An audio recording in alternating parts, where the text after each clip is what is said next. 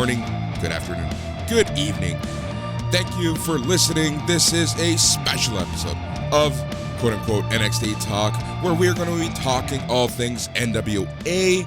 We're your hosts. I am Boris, and I am joined by the one, the only, the Matt. Bonjour! How is everybody doing out there? We hope you're doing well. Shakedown 1979. Cool kids never have the time, Boris. How you doing this morning? I am doing fantastic. I'm doing really good, actually. How are you, man? I'm a little tired, a little groggy, but you know what? I'm gathering some energy right now. The ball is rolling downhill, and we're going, buddy. I love it. All right. As soon as we press record, I'm ready. We're going to do this, and we're going to be talking all things NWA When Our Shadows Fall. Pay-per-view, Sunday afternoon, and you know what? It's NWA, a product that, you know, I'm not going to say I'm the most familiar with, but it's for sure a product that I am now interested in. It's a product that, in my opinion, has, you know, I feel like it's building a lot of momentum, and, you know, I think the overall impression is that this is a perfect jumping on point for the product. Yeah, definitely jumping on point. Good way to put it. I agree with that. I think, especially today, there's so much wrestling and there's so much stuff happening in wrestling. Even on each individual wrestling show, AEW Dynamite, great example. It's just packed, usually every week. NWA feels like it's trying. It's actively trying to slow the pace down, to slow every match down, and to kind of just let things breathe. And sometimes it can lead to maybe a rough match here and there. Not everything on this pay-per-view hit, but I appreciate that, Boris, a lot. I'm glad that someone out there is doing that, you know? We need it in wrestling today. Exactly. And, you know, for me, what I really appreciate about NWA and the product that we got, especially yesterday's show or Sunday's show, is the fact that I feel that they, you know, and this is what we talk about AEW, but, you know, this show had a little bit of something for everyone. It had so many different styles of wrestling. It had different styles of booking. And then, you know, and then let's take away the overall, like, whatever. It is what it is. But it also felt retro. It also felt like, you know, that studio wrestling that, like, if you grew up in the 70s and the 80s, it really felt like, you know, that classic retro show. Absolutely. Just the look of it, if nothing else, right? The old school NWA ring with the old school NWA logo. You got the flags hanging in the studio. Shout out to the question mark Josephus. His flag is hanging up there too. That's very nice. But yeah, I agree wholeheartedly, man. Like, yeah, it's maybe an acquired taste is the way to talk about it. Like, the first time you watch NWA, you might be like, what is this boomer wrestling? You know what I mean? But I actually do like it. I think there's a lot of value in it. I think people are obviously like learning and growing in front of your eyes, and there's some good veterans as well. That's exactly it. And like I said, this is going to be the theme of the day. You know, this is a perfect jumping on point. So, you know, NWA has their weekly YouTube show, NWA Power, and you know, I feel like, you know, it doesn't get the attention that it deserves. But I also feel like, you know, if you're in the know, if you're a patron, you're listening to this show, chances are you've checked it out. And I know that they took a big hiatus, and, you know, they're back. So this is kind of like the first pay-per-view during the COVID era, let's say. And, like, I feel like overall, like, it's a good product, but, you know, there's something to it. Like, I don't know how to explain it. Yeah, there is a certain element lacking, maybe. Like, for example, I didn't think we had a single great match on this show per se. Now, there were a lot of really good things, but yeah, I think they're missing that one, like, star presence, that one, like, you know, like a Kenny Omega-ish figure who could have that 5-star-ish match, like that real star. Having said that, Nick Aldis is not a bad champion. Nick Yes. Aldis is a really, really good champion. And that's the thing. Like as you're saying that, I'm like, dude, Nick Aldis, like he is the man. He's a superstar. Like NWA, Billy Corgan is so lucky to have someone like a Nick Aldis signed on his company, and like the way that they're using him, the way that he's being booked, he's just booked like an absolute superstar. Well put for sure. That's what sets him apart. They've taken the time over the past 5 years probably to really put a point on it. Like Nick Aldis, this guy, he is the Hulk Hogan. He is the Bruno Sammartino. He is the man. He is the star of this promotion. Exactly. So, you know what? Without further ado, we're just going to jump into things. But before that, we are NXT Talk. We are done with traditional star ratings. Every show we talk about a rating du jour. And Matt, what would you want to use as a rating on today's show? Got a couple ideas. It was a carnival theme to this one. We can do any number of carny things. But you know what, Boris? You know what I'm actually going to... The carniest thing of all? Let's go with dusty finishes on this one. Let's go dusty finishes out of 5. The carniest thing of all carniness. Yeah, if we're going back into the old school wrestling era, how can you go old school without talking about dusty finishes itself? Yes, sir. So for the uninitiated, a dusty finish is it's where the babyface looks like he wins, but then at the last second, the referee reverses the decision and the heel comes out on top. More on this later. Exactly. So, NWA When Our Shadows Fall pay-per-view aired June 6, 2021 on Fight TV from Atlanta, Georgia's GPB Studios. So, show opened us up with a video package that featured an animated black and white clown followed by a man playing a guitar. Various NWA highlights aired while the man played the guitar. Joe Galley, Tim Storm, Velvet Sky checked in from the commentary desk. Sky spoke about how excited they were and said there would be surprises. The trio ran through the pay-per-view lineup. Yeah, I thought Velvet Sky did a really good job on this show. I was pretty impressed with her performance. All 3 commentators did well. Tim Storm didn't speak a lot, but all 3 commentators did well. Yeah, I had zero issue with the actual commentary. Before we get right into the first match, what did you think of the production, of the look, of the feel? Like what did you think of the show overall? Like the look? Yeah. Well, it was fine. It was like the old school feel. I feel like they were a little compromised. They couldn't quite have a full crowd, the whole shebang, right? So they're still kind of dealing with the pandemic era. So you got to kind of grade them on a curve, and I thought it was pretty good. I did not at all dig the carnival theme. I don't get it. I don't understand it. I hated the name. But once you actually got to the show, once like the opening video package stopped and we actually got into the wrestling, it was completely fine. Exactly. It really felt like an Impact production. Like it really felt like an Impact show. Like it's like and I don't want to like compare them to someone else, but that's really how this felt, especially with the no crowd and stuff like that, and the production and the commentary and the entire look and feel. Like we always talk on NXT Talk, about, you have the match, the commentary, and the production. Like those are the 3 things that we always talk about when we talk about our matches.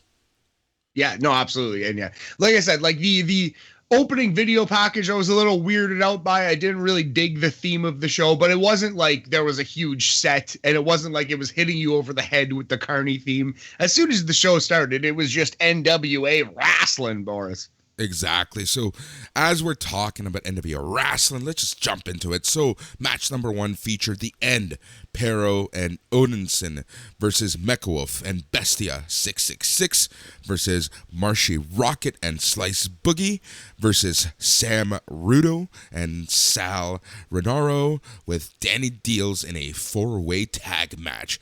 So this is a quintessential mat match, a 4-way tag match. What did you think of it? I loved it.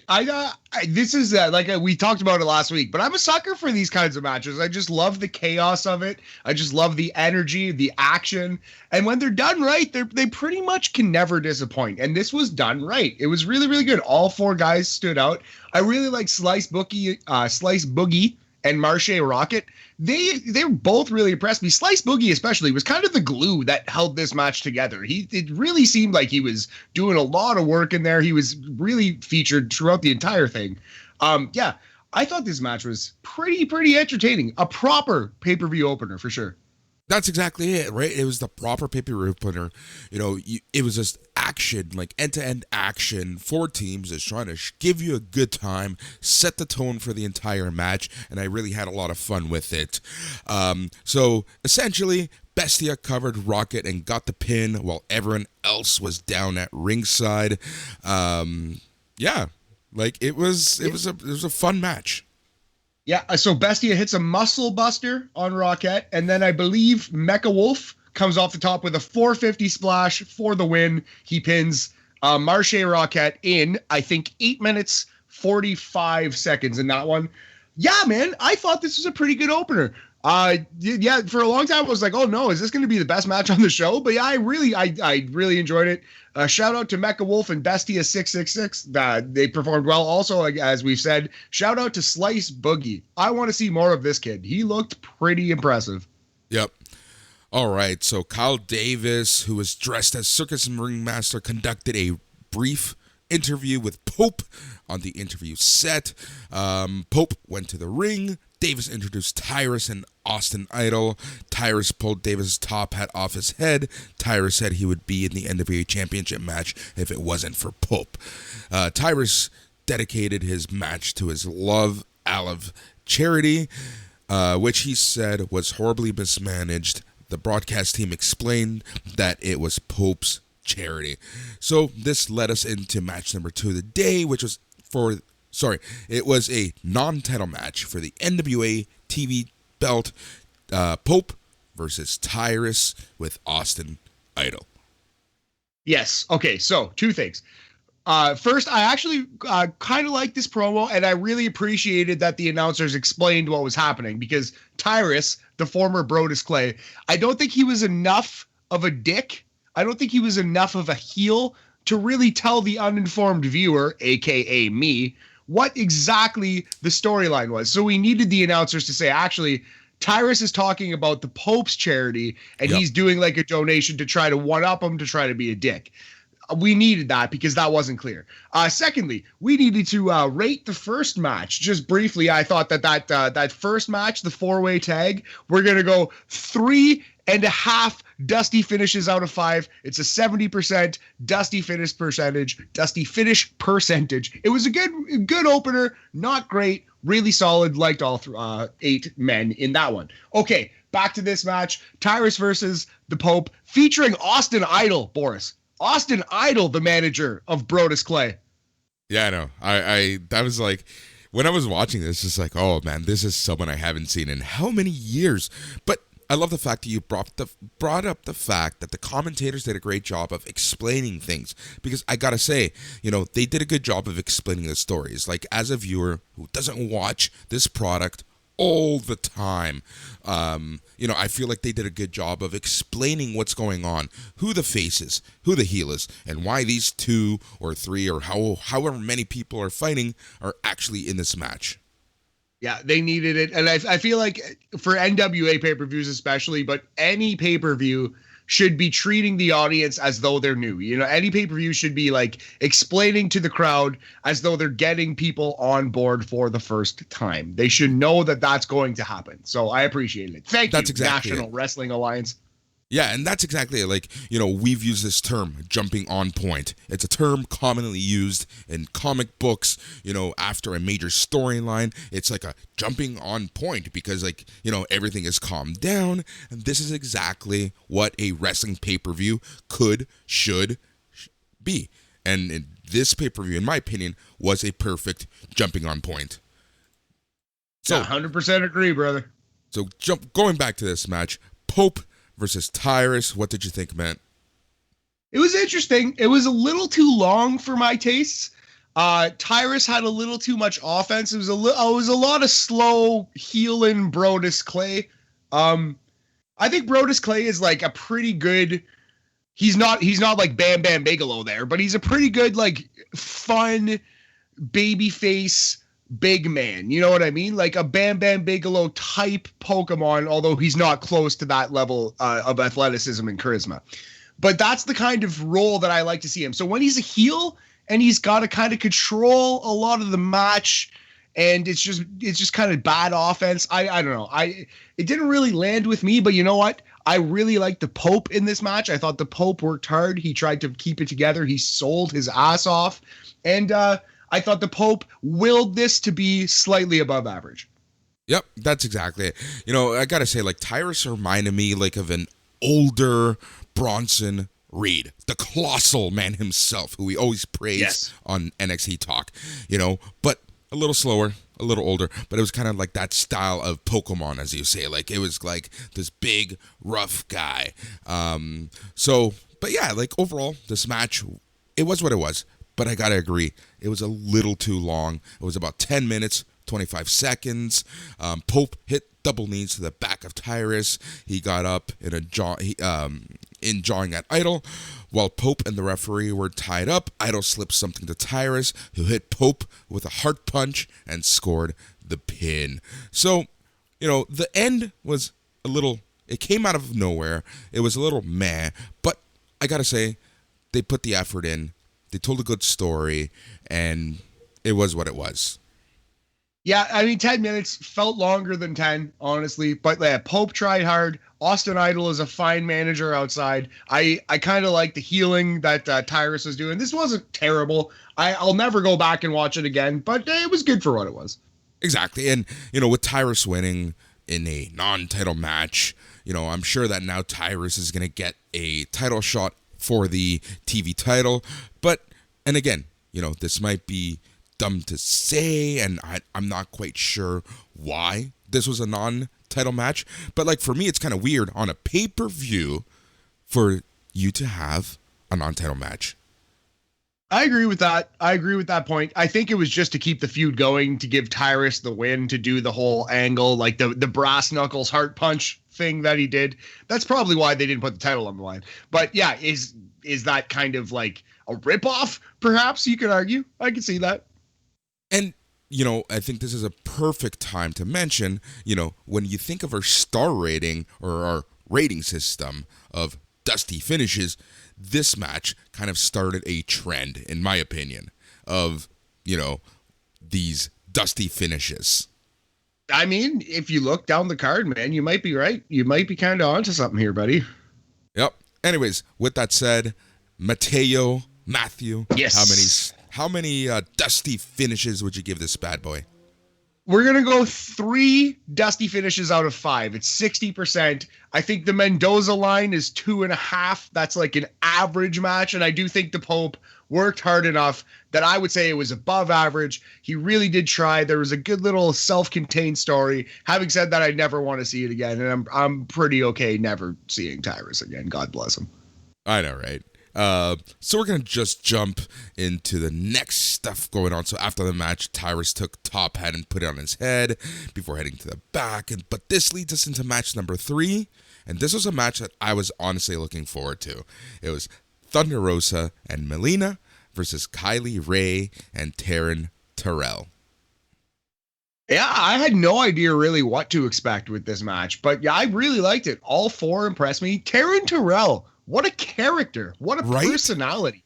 Right?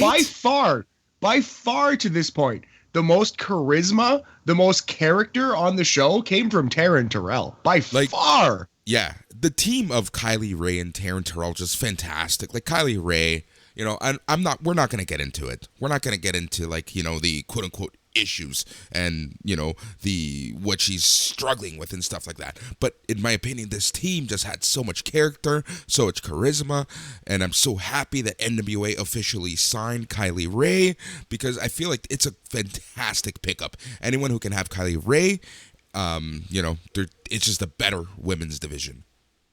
Absolutely. And yeah, we don't need to like litigate Kylie Ray's entire career. I'm glad she's there. I think she's really talented.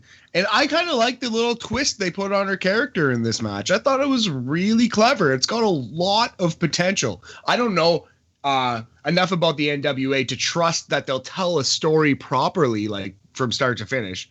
But I really like this current direction. Yep. So the ending kind of came out of nowhere. That's the one pitfall of this match, is that, this match was quite short and it kind of came out of nowhere, and again, I kind of felt like this was a classic, the WCW Saturday Night Crockett Promotions ending. Like it just happened. So Ray rolled up Melina as she was holding her tights, got the win at 8 minutes and 55 seconds. Yeah, so let's repeat that. Kylie Ray rolls up Melina and pulls her tights, and Kylie Ray busts out a little heel move. Yeah. And as she's leaving the ring, she kind of looks like sheepish, like bashful, like like oops, did I cheat? Oh, LOL. And then she walked away. I thought this was really clever. This could be a good little way to turn Kylie Ray heel as kind of like a completely unaware, like the lack of self-awareness to this character. Kind of like similar to what Bayley was doing when she first turned heel, but she's kind of gone away from that. But I really thought this was clever. I thought there's a nice little bit of nuance to this Kylie Ray character that had zero nuance coming into this match. Oh man, I really wish you didn't bring Bayley up, because it's so easy to compare Bayley to Kylie Ray. Like it is the easiest thing humanly possible, but I have to agree with you that it's kind of like it's starting this, the seeds are there, and I'm actually quite interested to see what happens with this character now. Like, there's something going on. They have something planned, and I am bought into this. Yeah, absolutely. And Thunder Rosa and Melina, Thunder Rosa especially, but Melina's pretty good. She's fine. She's a fine wrestler. But yeah, Thunder Rosa is one of the best in the business. So this was going to be pretty good. I liked the storytelling. I liked everything about this match. I quite enjoyed it. Yep. So with that said, Matthew, how many dusty finishes would you give this bad boy? So that is Kylie Ray rolls up. I believe it was Melina for the win in 8 minutes and 55 seconds. This was fine, man. This was, I think this was a solid B. That's a solid 3.5 dusty finishes out of 5. Perhaps I'm being a little generous to this one, but you know what? I just really liked it. I thought it was a fine match. Yep. Sadly, it was a B for my books. Exactly. And then we jump into a match that I think you and I were both looking forward to, and that's match number 4 of the night, which is JTG versus Fred Rosser. Yes, sir. So this is the one where it really struck me, the difference in styles and how scientific and how slowed down the NWA is. I think this was like a shockingly slow match. In a good way. It wasn't bad, but it was just not nearly what I was expecting. It was an extremely scientific wrestling match. Not only that, but the comment that I made earlier about like Crockett Promotions, NWA, WCW, Saturday Night, this match really felt like it was made and built for that. Like, yeah. Like it was a short match, and similar to the previous match with the women, the ending came out of nowhere, and it was what it was, and we accepted it. Like, you know what I mean? Like, it just like, and this goes to show you where and how the NWA promotion is different from everyone else. It's not like AEW where it's, false finishes galore. It's not NXT where it's overbooked galore. It's not, WWE where, it is what it is. It's like garbage, this is where it's just trash. Yeah. But at this point, watching this show, this is where I'm really starting to see what the NWA is all about and how they want to book themselves and how they want to feature themselves. And it's like that different style where a match can end out of the blue. It's kind of like that actual real fight feel. Yeah, exactly. Well put. If you wanted to be cynical, we've said this already in the show. If you wanted to be cynical, you call it boomer wrestling. It does seem maybe like it's aimed perhaps at an older audience, but I gotta tell you, man, I appreciate it, especially because it's so different from everything else out there. Yep. JTG, Fred Rosser. I gotta say one thing. JTG looked amazing. Like, he is in the best shape I've ever seen him. Yeah, okay, so JTG is on that Scott Steiner diet. Not quite that bad, mind you, but like JTG is shockingly jacked. He is like, whoa, this guy got huge. Like he's ready for one final run. He's trying to get that call from Vince McMahon, it looks like. Yeah, it's insane how big this guy is. Like, oh my God. So the ending, JTG caught Rosser in an inside cradle, scored the pin at 9 minutes and 30 seconds. Yeah, it was coming off after like a really interesting backslide spot where they like both fought for this backslide. Neither man was able to procure said backslide, and then JTG gets a quick roll up 1 2 3. That's it.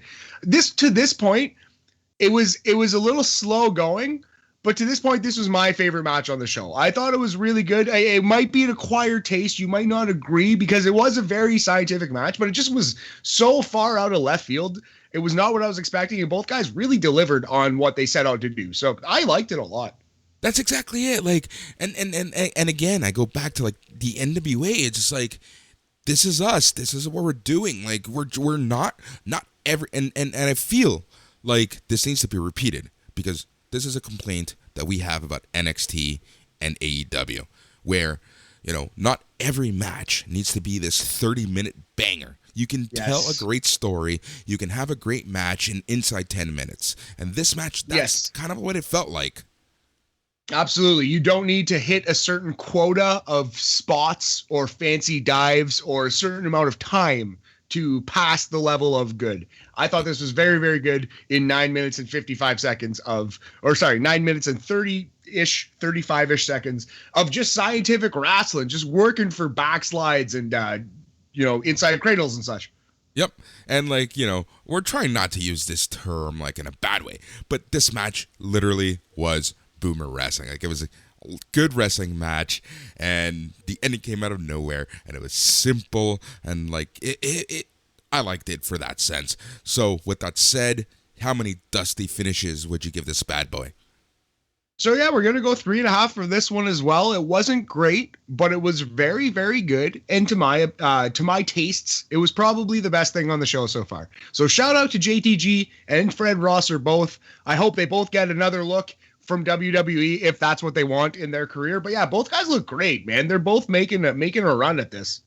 And that's exactly like Fred Rosser. Like, have you seen how he is in New Japan? Like, I've seen like. Yeah, New Japan Strong. I've seen like one match of his, a New Japan Strong. I've seen like 1 or 2 max. Like, no, I don't watch it every week. Yeah, same. Like I like what he's doing. I feel like he's finally in a good position where he can redefine his career. Yeah, absolutely. It's funny because he was never given an opportunity to get out of the starting blocks in WWE. So he's kind of like not spoiled at all. He's not like, he doesn't have like some kind of WWE stink on him just because he didn't get a chance to ever do anything. It's not like a Zack Ryder where he was actively made to look like a fool for so long. Yeah. He's kind of like an unmolded piece of clay to sculpt, Exactly. So I think there's a lot of potential in this Fred Rosser. I really do. I love the way that you put that. So Rosser looked He was not happy. JTG helped him to his feet. They all left the ring, and that was that. And this lead us, like, at this point, I look at the clock, I look at how many matches are left, I'm like, oh Lord, this is going to be a short pay-per-view. Because in my opinion, I was expecting, 2.5, 3 hours, 6 matches, in a typical pay-per-view, this would be a 2.5, 3 hour show. But no, at this point, we're just like, barely over an hour, and just like, I like this. Yeah, this was fine, man. This was like an hour shorter than your average Monday Night Raw. You know what I mean? Like, this was a very easy, nice watch. You can say that about the NWA. And just like this podcast, we're 30 minutes in the second last match, and we're just gonna third last match. Yes, their last match. And we're just going to keep like pumping through it. It's just like, I loved it. So the next match was match number 5 of the evening, which was Aaron Stevens and Kratos versus Tom Latimer and Chris Adonis versus Crimson and Jax Dane in a 3-way for the NWA tag titles. This was another match that I had quite a bit of interest in, all things considered. And Matt, did it deliver? I gotta tell you, I hated this match. I did not like it at all. I thought it was extremely boring. I was not entertained really at any point. I thought this was easily the worst match on the show and an actively bad match. I really did not like it at all. I thought it was just slow and boring. And opposite of the previous match, which was slow and interesting and slow and story driven, and it was a competition. This was just boring. This was just poor wrestling, in my opinion. No, I agree. Like, it was okay. It was. I think I liked that a little more than you, but it was a little longer, in my opinion, than it should have been. And I just felt like there was no chemistry among anyone in this match. Like, it kind of felt, again, like this random TV show where we just have 3 teams and we're going to throw them in the ring and we're going to see what happens. It didn't feel pay-per-view quality for me. Now, yeah, 1,000,000% agree. Zero chemistry, 15-minute match, ends with a low blow and a roll-up. Just like, just a big meh burger. Just a nothing burger here. Exactly. So Kratos low-blowed Crimson and pinned him while the referee was clearing the belt from the ring. Stevens covered Crimson. It's like it just came out of nowhere. Like, boom, done. And I know we've been talking about, like, we like this because the matches can end however and whenever. But it's just, I don't know. I just didn't like how this one happened. No, yeah, it just wasn't anything to it. Tag team champions retained, 15 minutes of a bad match. There's so much good tag team wrestling out there these days. This was the only thing on the show that I felt it was a waste of my time to watch. Do you know what I mean? Don't go out of your way to watch this match. Yep. And then we will move on because it is time for your championship matches. And the next match. Oh, yes. Before we go there, I guess we might as well rate this bad boy.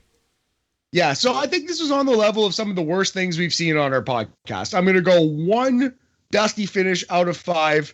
It is a 20%. It is a sizable, pretty huge fail. Not an embarrassment to pro wrestling, not like a Vince Russo level fail, but a pretty big fail. Wow, you really didn't like this. I especially like 15 minutes of this match, like, nah, dude. No, it did not land with me. Yeah, and it was kind of tough because I like at this point I'm like, okay, we have our championship matches, and this match for me was just like, it felt like long, and like I said, it just felt like they were going through the motions. Like, they talked about what this match is going to be laid out, and they were like, as they were trying to finish the match, they were thinking, now I need to do this, and then we're gonna do this. Like, it just didn't feel natural, didn't feel good. So whatever, it is what it is. And this leads us into match number 6 of the evening, which was for the NWA Women's Championship, which saw Serena Deeb versus Camille, and I think nobody predicted the ending and the winner of this one. Yeah, I didn't see this coming. Now, I think this raises an obvious question. Is Serena Deeb done with the NWA, or more specifically, is she now transitioning to a full-time AEW gig? Yeah, that's exactly it, right?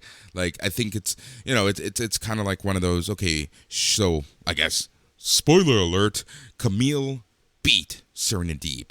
She is now your NWA Women's Champion, in a shock to everyone. And that was the first thing I thought was, is Serena Deeb now done with the NWA? Like, the way even this match ended, it kind of felt like it was kind of like, a thank you for working with us, and now you're going to move on. Like, it just felt like there was a closure, and and no point of or a seed of anything to move forward with this feud. Yeah.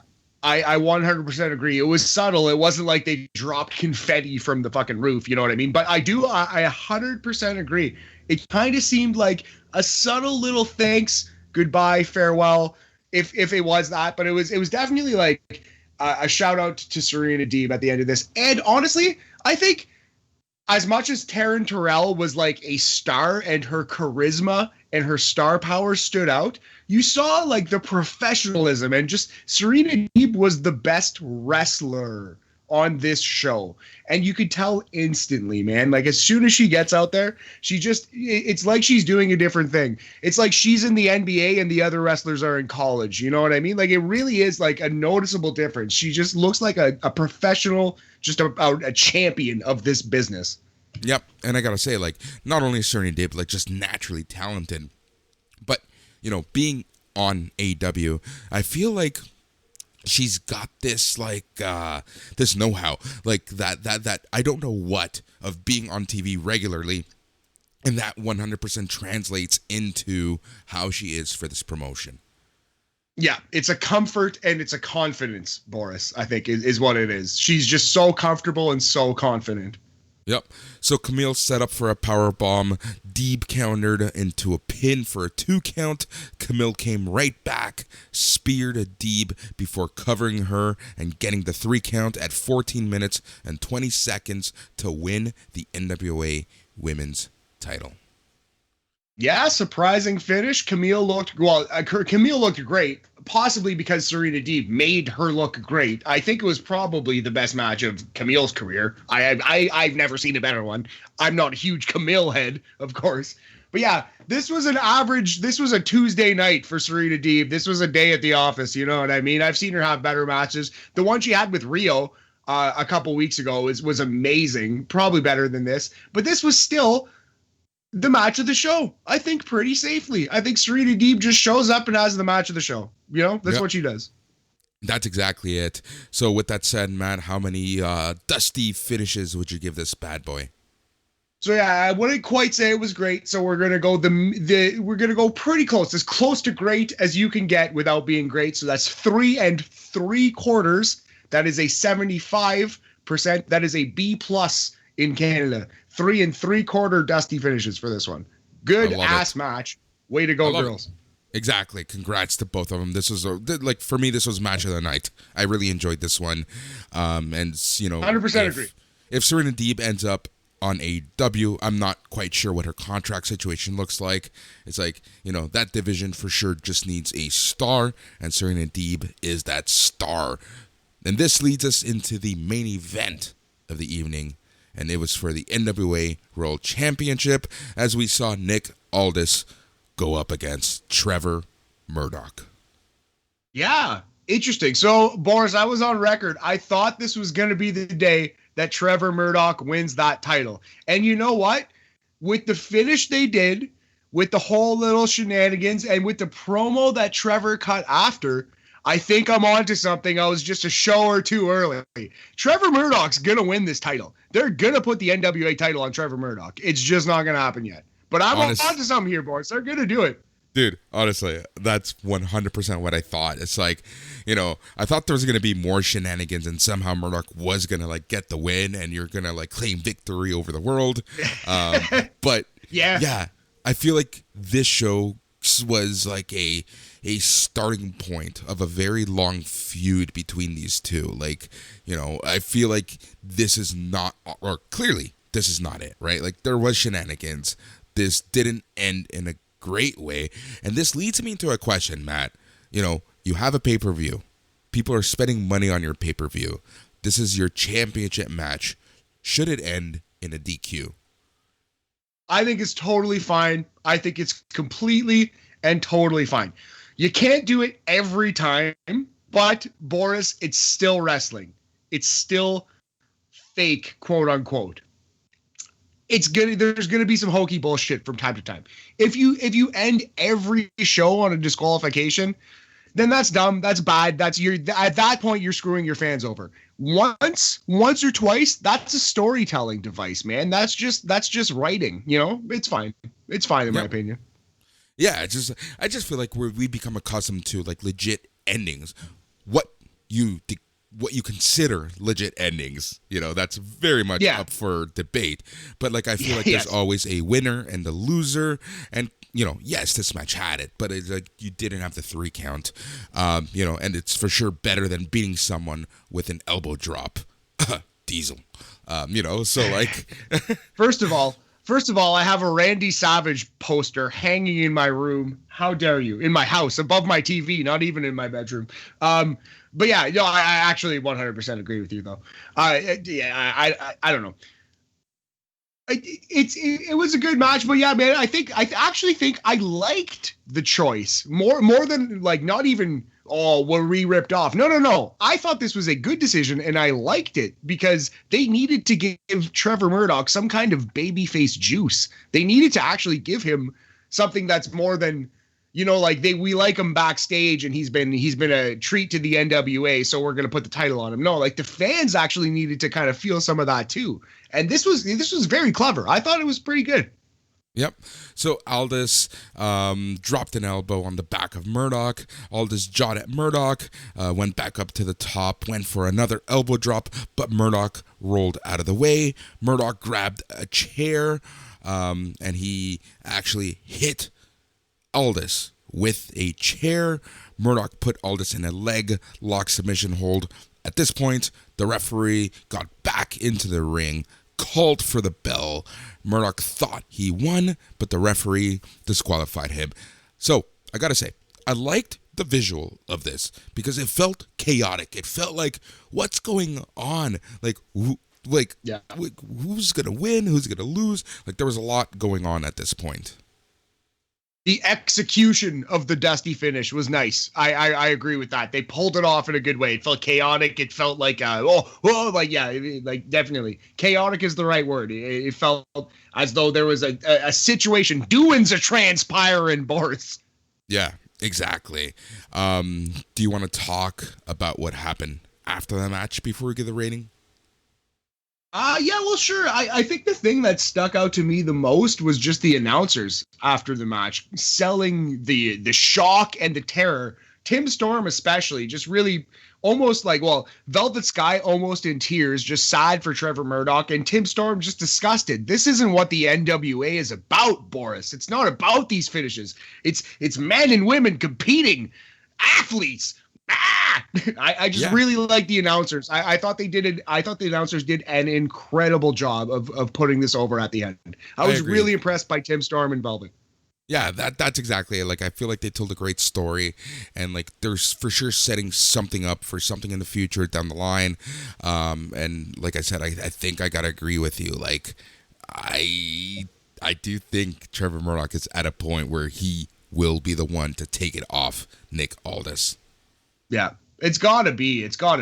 I don't see any point in doing like Nick Aldis versus Kenny Omega or Nick Aldis versus Cody again. God bless him. I don't see any point in doing that. Maybe down the line, maybe if you want to like kind of try to goose the NWA title up a little more. But I think Aldis has done it by himself. I think he's raised this title back to a respectable level, and I wouldn't even bother. Let him tell his own stories with his own company. And I hope Trevor Murdoch does take it from him down the line. Yep. I was actually speaking with someone last night about this show and they said this was a classic NWA finish. Like, just it's all about setting the seeds, like setting the stakes, telling a story for the future. Well, I mean, they call it a Dusty finish because Dusty did it so many times in the NWA, right? Of course, It's a classic NWA finish. But I definitely agree. We see the direction that they're going from this point. We see like Nick Aldis has disrespected the company. He's disrespected the title. And Trevor Murdoch is fighting for that honor, that old school NWA wrestling. Exactly, and that's going to be the story for the next show. That's going to be where we're at, where Nick Aldis is this like dickbag who disrespected the company, who's all about tradition, and you have Trevor Murdoch who wants to bring that, respectable quality back into your championship. So at the end of the day, it gave us something to look forward to. So, you might be upset with the finish, but this is going to lead to a bigger and better match, hopefully. Yeah. And my prediction is Murdoch versus Aldis at the next pay-per-view, 2 out of 3 falls. Similar to the old, like the Lou Thez and the Vern Gagne matches, the 2 out of 3 falls NWA title back in the day. I think that would be a nice way, and I think that's a good way to put the belt on Trevor, you know what I mean? I love that idea, because I was literally going to ask you, all right, so they're going to fight again. What stipulation should it be? Because if I know anything about my 70s, 80s wrestling, is that this is going to lead into a match with a stipulation of sorts. So, yeah, I'm definitely saying 2 out of 3 falls, or, of course, dog collar match. No, it's got to be 2 out of 3 falls. Let's go 2 out of 3 falls for this one. I think that would be really great. Yep. And in terms of rating, what would you give this match? I think this was the second best thing on the show. It was better than everything except the women's match, but it was still around the same level. Like, I don't think it was great, so we're going to call it 3.5 dusty finishes. Around the same level as the opener, around the same level as the JTG match. I think it was slightly better, but the best match on the show was the women's title match. Yep, agreed 100%. So that was the show. It literally wrapped up in 2 hours. And even the 2 hours, you had back-to-back matches, barely any promos, tons of action. And at the end of the main event, there was like a good 10 minutes where it was just like they're trying to tell a story of, Trevor Murdoch just getting upset and screwed and all this. So, you had a very solid 2-hour show. Yeah, absolutely. Extremely watchable. Though there was not a great match on it, extremely, extremely watchable. Easy to digest, easy to take in. I really liked it. Now, if I were to pay money to like be sure 100%, no matter what, they have my money locked in next time, I'd need to see a classic, like a 1 4-star-ish match. We need one Kenny Omega in there. We need one guy having like a 15-20 minute kind of like classic, like a modern, speedy, fast. I think it would stand out so much in this particular company to have somebody working that modern style and put him in there for 15 minutes. I agree 100% with you. But let's go back to kind of like what we were talking about and using this as a jumping on point. Do you think this pay-per-view sold the NWA to fans that they are going to watch Power and the next pay-per-view? I think so. I can only speak for myself, and it did me. I kind of get the vibe. I like a lot of the wrestlers. I like some of the characters. I really like the announcing. So I think so. I think it did. It did for me anyway. Yeah, for sure. I agree 100% with you. For sure got me, I do watch NWA Power here and there. It's not like regularly on my to-watch list, but, we will be talking about this a little more, and I feel like, this pay-per-view was a good jumping on point. You're introduced to the characters in NWA. Here's the thing. You're introduced to what the NWA is about. You're introduced to how they're different from AEW and NXT and WWE. Exactly right, man. Exactly. And yeah, your mileage may vary. Maybe you don't want to see the slower paced, the more like the more digestible wrestling, but I think we desperately need this. I think this industry needs this particular show so badly. I'm very glad it exists. Yep. And that's the thing. I thought it was a fun show. I thought it was like a very solid 2 hours. I thought it was a great jumping on point, and I really do think that if you haven't catched or watched this show, I feel like this is something that you should go out of your way to watch. I feel like this gives you enough differentiation. This is different enough from everyone else that we've been listing, and like I said, it's a fun watch. It's different. It feels very old school, like we've called it boomer wrestling, and I kind of feel like Dan and Joe would have appreciated this show. That's rude. No, but I agree.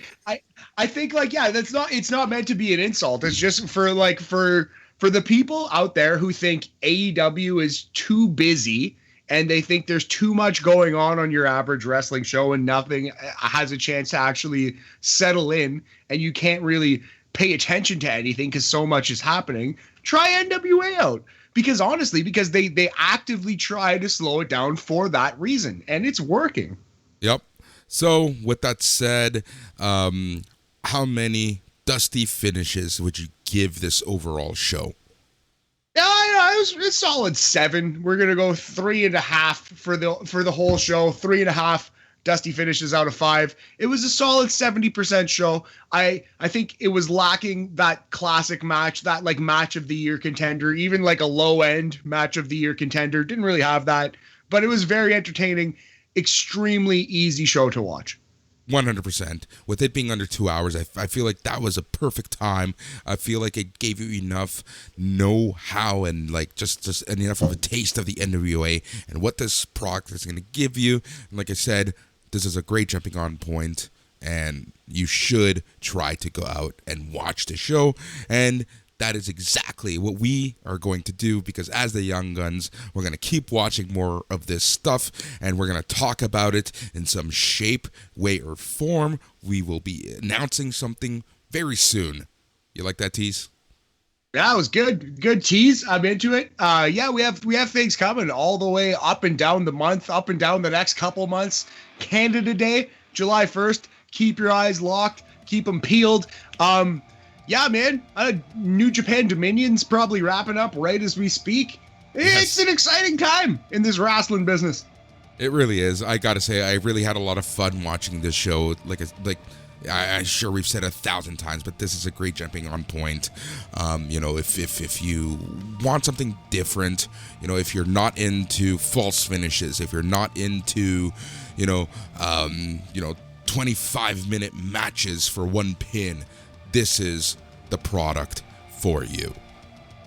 Yeah, absolutely. Yeah, a little bit of an old school feel, a slowed down pace, but in the nicest and best way possible. Not because they're bad, because they're trying to do it, because they're trying to throw you a different look at professional wrestling, and it is appreciated. Thanks, Billy Corgan. Yep. Thank you so much for that. Let us know what you thought of this. We're going to be calling these like micro reviews. We're going to try to actually talk in shorter amount of time, but give you what you need to know about the show in a shorter amount of time. So let us know what you think, and there's a few ways that you can get a hold of us. You can find us on all of the social media. You can find us on Instagram and Twitter at NXT TLK podcast. You can also email us, and the email is show@nxttlkpodcast.com. You're a patron, you're gonna get all the shows. Because it is Monday, tomorrow you're gonna actually be getting the midweek markout, and then there's NXT Talk, our regular show where we talk about all things NXT. There's Dan and Joe have their AEW review. There's a SmackDown review coming. There's just so much to do, so much to talk about. Good times. Yeah, shout out the East Coast dads rocking the SmackDown review. Lots of hot content at SNME Radio. Keep it posted. They're friends. That's exactly it. And we will have an announcement coming shortly about where and what we will be talking about. But Matt, in the interest of keeping stuff under an hour, I think this is a perfect time to say goodbye. Yes. Without further ado, he's Matt. I'm Boris. We are NXT Talk, but this time we're talking NWA. Fun show. I had fun. Perfect jumping on point. And I think there's nothing else to say.